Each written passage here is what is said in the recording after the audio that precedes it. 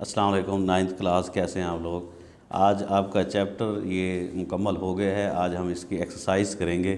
تو اس میں پہلا جو سوال ہے آپ کا کہ ہر سوال کے 4 جوابات دیے گئے ہیں، درست جواب پر ٹک کا نشان لگائیں۔ یہ پہلا سوال ہے آپ کا۔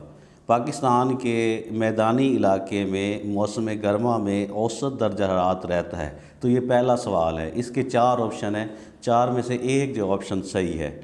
الف ہے 20 ڈگری سینٹی گریڈ، بے ہے 30 ڈگری سینٹی گریڈ، جیم ہے 40 ڈگری سینٹی گریڈ اور دال ہے 50 ڈگری سینٹی گریڈ۔ صحیح جواب ہے 40 ڈگری سینٹی گریڈ۔ میدانی علاقوں میں اوسط درجہ 40 سینٹی گریڈ رہتا ہے۔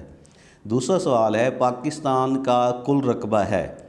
اس کا پہلا آپشن ہے 6,70,570 اور بے آپشن ہے 7,96,096، جیم آپشن ہے 7,55,096 اور جیم آپشن دال آپشن ہے 7,90,065۔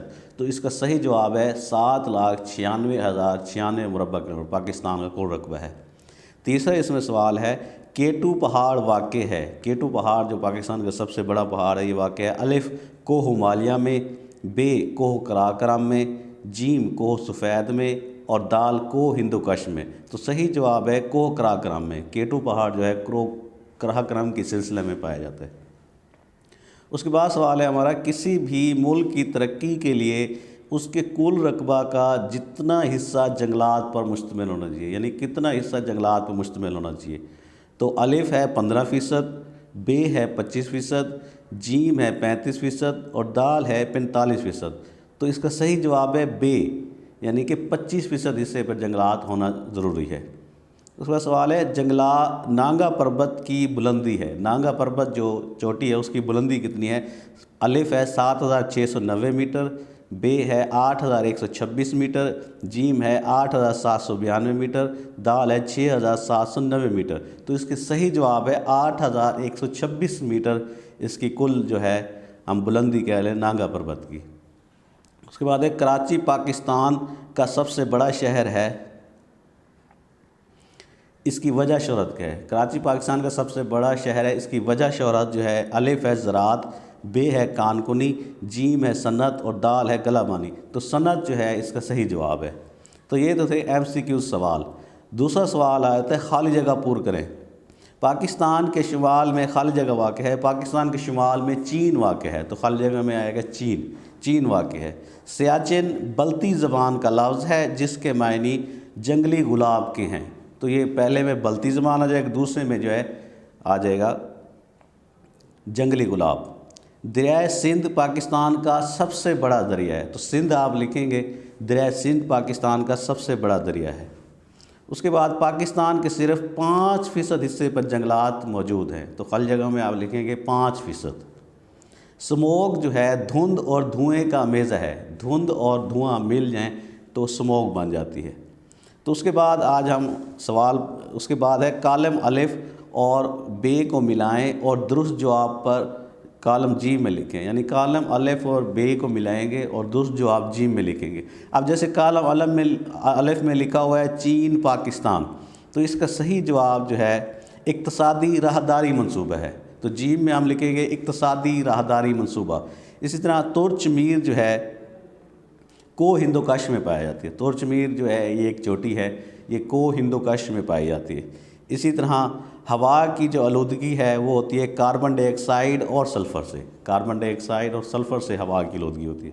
اسی طرح گوادر بندرگاہ ہے، تو یہ بلوچستان میں ہے گوادر بندرگاہ۔ اور دریائے جہلم جو ہے منگلا ڈیم، دریائے جہلم پر منگلا ڈیم بنایا گیا۔ تو یہ ہمارا جو ہے MCQs بھی ہو گئے، خالی جگہ بھی ہو گئے۔ اور آج ہم پڑھتے ہیں مختصر سوالات۔ اب جیسے پہلا سوال مختصر ہے کہ محل وقوع کی تعریف کریں، کہ محل وقوع کسے کہتے ہیں؟ مختصر سوال پیپر میں آتے ہیں، اس کے 2 نمبر ہوتے ہیں ایک سوال کے۔ تو پہلا سوال ہے کہ پاکستان کا محل وقوع کی تعریف کریں، پاکستان کے محل وقوع کی تعریف کریں۔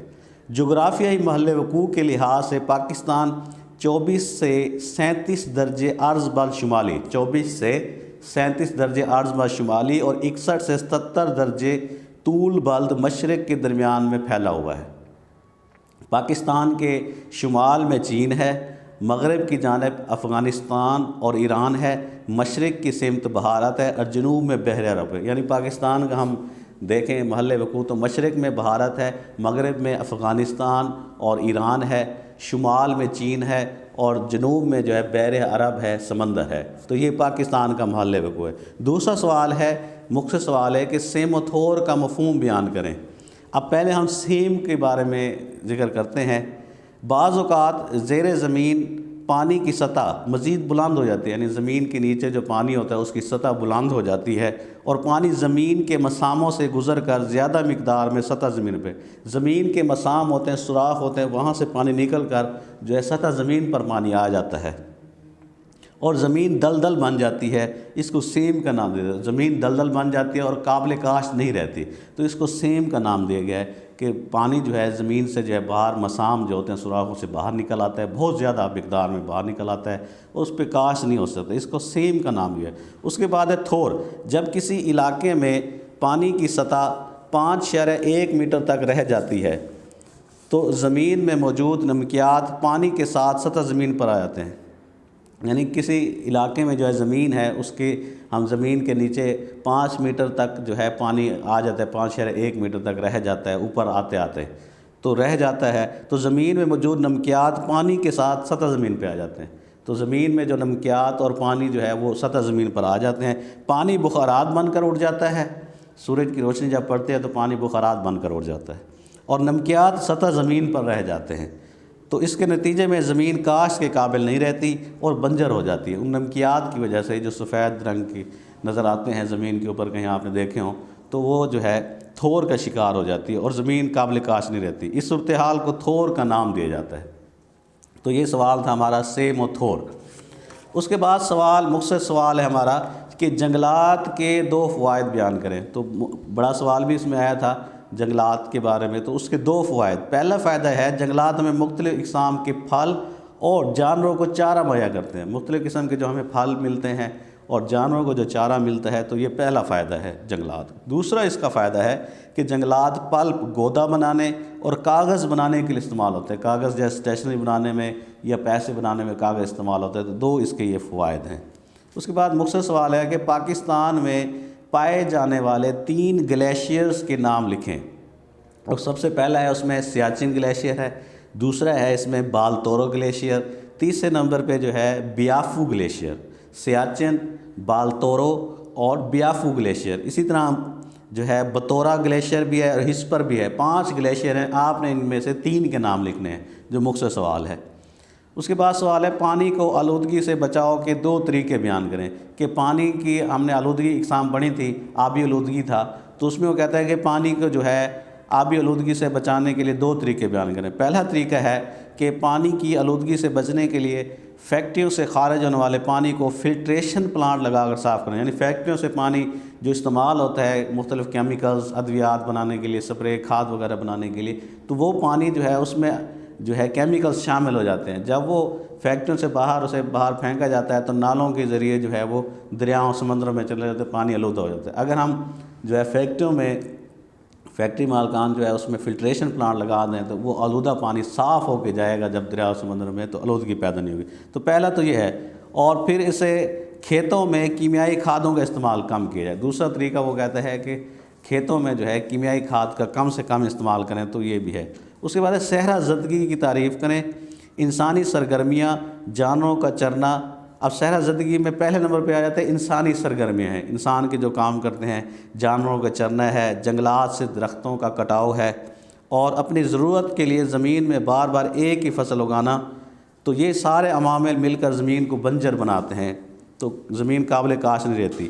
اس سے زمین کی زرخیزی قائم نہیں رہتی اور وہ ناقابل کاشت ہو جاتی ہے، کاشت کے قابل نہیں رہتی۔ اس سارے عمل کو جس میں ہم زمین کو ناکارہ بناتے ہیں، زمین کا صحرا میں تبدیل ہونا کہلاتا ہے۔ تو اس کو ہم ڈیزرٹیفیکیشن بھی کہتے ہیں۔ ڈیزرٹ صحرا کو کہتے ہیں، ڈیزرٹیفیکیشن کہتے ہیں صحرا زدگی، تو اسے ہم صحرا زدگی بھی کہتے ہیں۔ اس کے بعد سوال ہے کہ زمینی درجہ حرارت میں اضافے کی وجہ سے کس قسم کی تبدیلیاں وقوع پذیر ہو رہی ہیں، یعنی جو زمین میں درجہ حرارت میں اضافہ ہو رہا ہے تو ہمارے ماحول میں کس قسم کی تبدیلیاں ہو رہی ہیں۔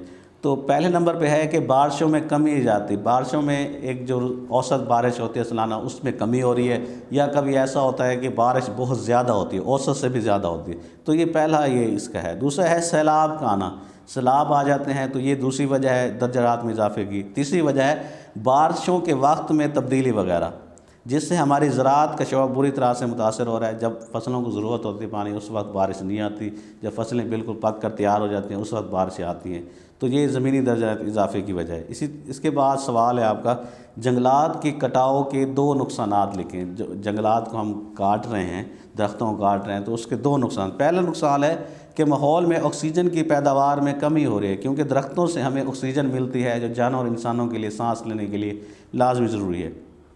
اس کے علاوہ فضا میں نقصان دہ گیسوں مثلا کاربن ڈائی آکسائڈ کی مقدار میں اضافہ ہو رہا ہے، تو یہ جنگلات کے کٹاؤ کے 2 نقصانات ہیں۔ تو یہ آج کے ہمارا ٹاپک تھا۔ ایکسرسائز جو ہے چیپٹر کمپلیٹ ہو گیا، تو میں نے کہا آپ کو ایکسرسائز بھی کرا دوں، تو یہ پیپرز کے لیے بہت اہم ہے، تو اس کو آپ یاد کرتے رہیں۔ اوکے، خدا حافظ۔